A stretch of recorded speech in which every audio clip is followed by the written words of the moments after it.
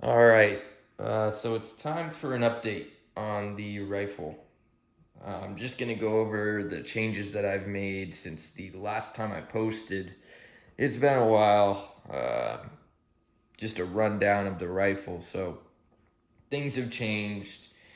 Um, yeah, I guess philosophy has changed over the years. Even just I don't know. It's probably what a year or two ago that I posted the last video. But I've changed a lot of things. Through training, you learn a lot, and I train with this thing a lot. One quick note, I do have the Knight's MCQ suppressor in jail at the moment. So that's finally gonna be part of this setup. I don't know if I'm gonna need to shim the MAMS out or not. We'll find out. But yeah, and I can go even try it out. We'll see. Maybe I'll do a video at the range testing it out. But first thing that comes to mind, buttstock. Initially I was running a SOC Mod Bravo, I think, in that video. I've switched over to a Magpul SLK. Just more streamlined, it's smaller, more compact. I've found that thing works better for me, so that's what I'm running. Usually it comes just got a slot here, and I put a little Knight's QD attachment point there for the sling. Moving forward, we've got the Irregulars Defense riser, cheek riser, for a more heads up position.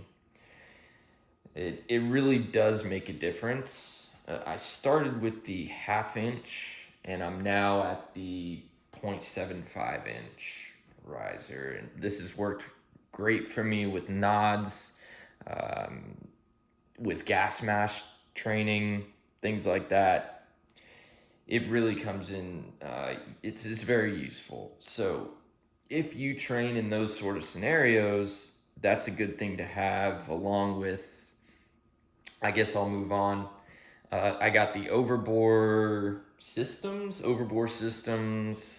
They call it the night height mount for the Micro T2. That thing's been great. I've been running it here for a couple months, not too long. I ran that Scalarworks 1.93 into the ground. That thing was on this gun for a long time. But once I started shooting night vision, once I started, getting into gas masks and stuff, I realized and not only that, it's not just good for that. It's good for posture.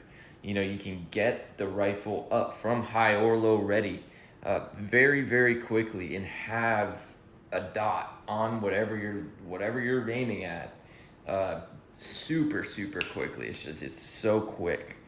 So I'm on board fully with these riser mounts, and I find, especially on a short gun, a CQB gun, it's great for that. So that's that. I'm not sure what's different, or everything compared to the last video. I didn't even watch it. I know I changed out the Castle Nut. The Knight's original Castle Nut, you had to use like a spanner tool. It was just annoying as shit to take on and off. Switched that out to their new, they just have a standard notched Castle Nut, so I changed that out. Also changed out the safety. I'm now using this is the forward controls 50 degree, I think, safety, ambi. So it's, yeah, a little bit longer on the right hand side. It's very good. So I'm gonna clear it now, so get rid of that. It's clear, and we'll move on. Let's make sure that's in frame. Yeah, okay. So yeah, next up, we're still running for pretty much all forward controls, like lower parts. pivot takedown pins are both forward controls. The low drag forward assist, so when you go to rack from this side, you don't rip your nail off. I was running their turret system, the turrets on the T2, and I don't know. I switched back. I stopped using them. So I don't know. I had no real reason. I just decided to switch them back to the standard. Also, running the extended mag release, it brings it out just a little bit more with the heavier spring in there. So that's that. Reptilia CQG. I don't think that's changed. I did try the CQG that got rid of this beaver tail because I do ride real high up here when I'm gripping the gun, and I figured that would help me get a little higher up, and it was just the length of pull it just fucked everything up. So I put the old one back on. That one works. It works fine for me. I can see the one without the beaver tail being useful, maybe on a long gun or something like that for more precision shooting. But for me, it just whatever. I don't know. Still, the Knight's match trigger, same Knight's trigger guard. That's an LMT lower, the MARS-L lower. So that's that. But yeah, the upper is an SR-15 CQB mod 2. Nothing changed. It's the URX4 handguard. I'm currently trying out this Irregulars, whatever you want to call it, like system for as like a hand stop thing. It's nice to have an index, especially when you're running cans in the front. So when you've got a grip on the gun at the front, it's nice to have an index just to know you're not too far up. So that's nice, and it also allows for a really nice. I mean, you can get a good grip on this, and you just kind of. It's so far it's been really good, a really aggressive stippling all throughout, and this works as a barrier stop, and you can also use this as like a quasi just a tripod or whatever. And it stabilizes the gun on barriers and shit like that. So, yeah. Let me see if there's anything else in the lower section. Still running the Radian slim charging handle. This is just outstanding. I love that thing. And then, yeah, all right, moving on to the business end. So, yeah, showed you that. We've got an NGAL on there now. It's the laser that I chose. You can choose whatever fucking laser you want, but that's the one that I went with, and it's great. I bought the Unity Axon, whatever the fuck it's called. I bought a hot button. I tried everything. I prefer the stock pressure pad for this thing, because I'll explain in a minute. Obviously there's no light on this side anymore. I had a light mounted at 45 degrees on that side before, and I've changed philosophy on that. But yeah, I mean, you've got your constant on, double click for, momentary, double click for constant on, and then a Viz override, all on one pad. It just works. I bought an Axon. I ended up just clipping off the lead for the light. Because right now I'm not using a pressure pad for the light. I don't ever plan to use a pressure pad for white light anymore after shooting in the dark. So yeah, and then moving on, still utilizing some of the stuff. Let me see if I can get around here. So like I've still got the Arson Machine, I believe is the name of the company, cable routing guides. These are outstanding. This is the HRF Concepts Skiff, I believe they call this. Or no, it's not the Skiff. It's the SDC.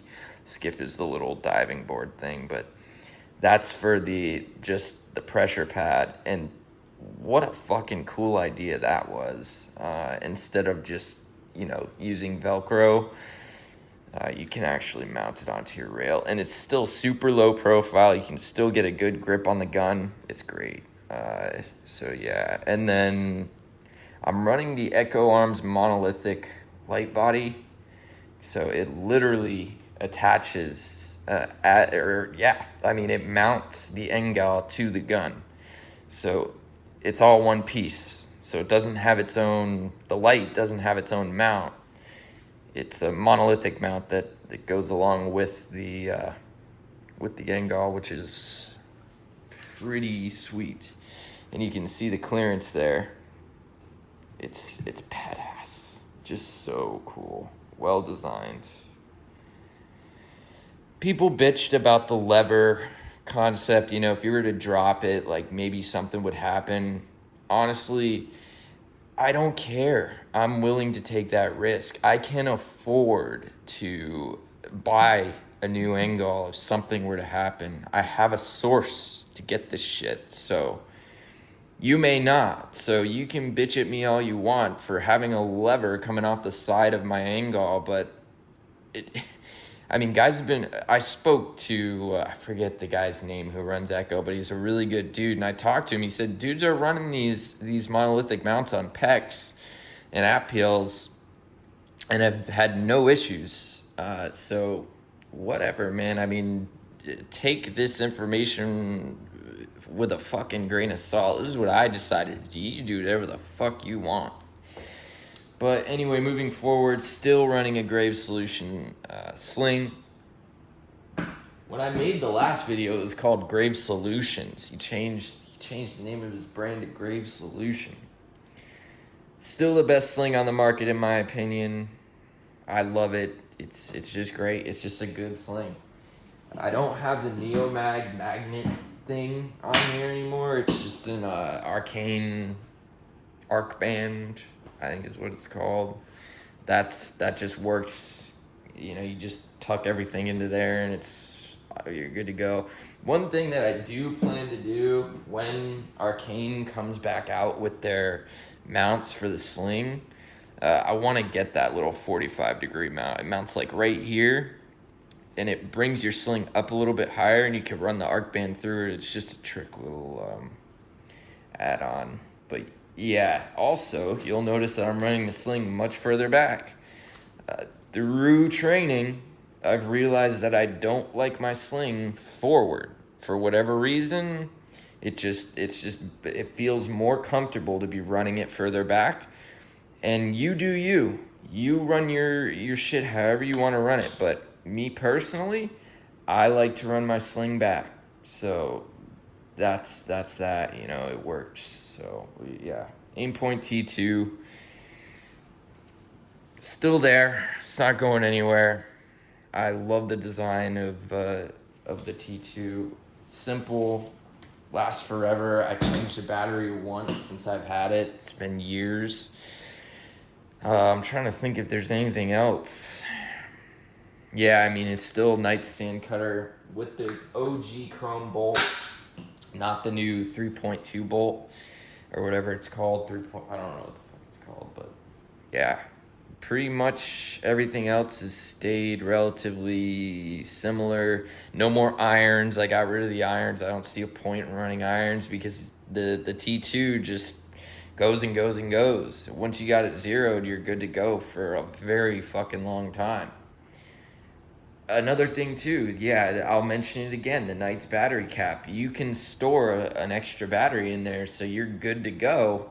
If your battery goes out, which is very, very unlikely, in the middle of whatever you're doing, whether it's a class or an operation or whatever, it's very easy to just fucking unscrew that thing, flip the battery around, and you've got a fresh battery ready to go. So that's that. Other than that, yeah, I mean, it's pretty simple.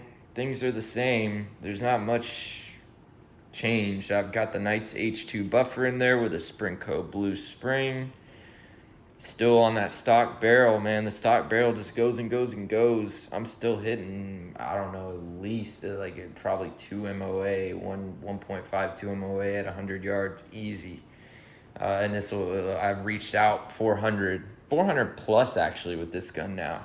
I believe I've hit a target at 600 back when JTAC Ranch was open.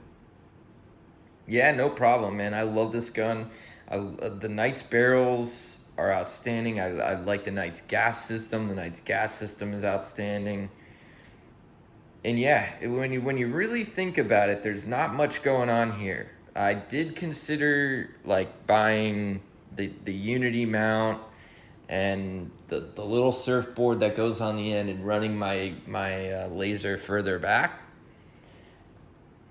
I heard through the grapevine from someone over at Overbore that they may or may not be working on their own design with HRF for a little surfboard to come off the end. So I prefer Overbore. I like the height of that mount. I forget the measurement. You can go look it up. It's also the lightest mount in its class right now. So there's Castle, you've got Unity, Scalarworks. Obviously Scalarworks is lighter, but that's a lower height mount. So for these stupid, ridiculous skyscraper mounts, Overbore has the lightest weight in the industry. So that's, I mean, that went in, that was a factor in choosing it, but I just like Overbore. When they came out, when they started to come onto the scene, I like the look of it. It's simple, it's basic. There's no iron sights inside it. You know, it's completely, you know, if you had irons, you'd be able to see them if you ever wanted to use your irons, which, yeah, I don't know, man. I don't see the point of running irons in 2024. It just doesn't make sense. So yeah, all right, so that's it. So there's the rifle, right? Next up, I'm gonna do a video on like all the night vision shit that I got, all my new shit, right? So I've got like new stuff on the belt, new stuff on the plate carrier, a lot of comms stuff, encrypted communications equipment. We've set up repeaters. It's just awesome. So yeah, so like there's a lot of stuff kind of in the works right now. This is a good year to start kind of getting your shit together. Maybe get some ammo and put it in a fucking closet somewhere, because it's probably, I don't know, it's just a good time to have it. So that's that. So yeah, so be on the lookout for a video with the helmet setup. Be on the lookout for a video with comms. I'm going to talk about communications equipment and maybe some ATAC stuff and stuff like that, Mesh-tastic. It's all stuff that I've been getting into, learning more about, and then implementing in with the crew. So that's it. That's a gun. Duramags all day. We're always running Duramags. I run some of the OK Industries, the ones that I have left. It sucks that OK Industries went out of business, man.